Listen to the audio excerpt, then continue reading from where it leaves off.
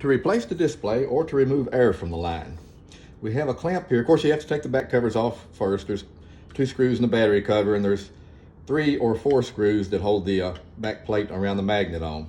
You can back this clamp off with a straight screwdriver. The tubing, if it's been connected for a while, tends to stick to the barb here, so you may have to put a pair of channel locks on the tubing and actually pry that out. Won't hurt anything to pull the tubing out.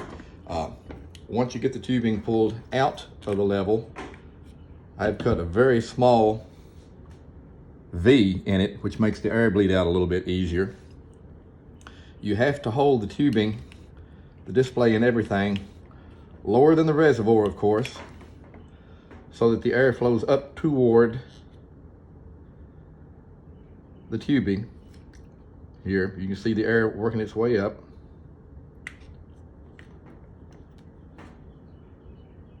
And that's the easiest way to bleed air out of the line once you're replacing the display, or if you cut the tubing and you just need to replace the tubing.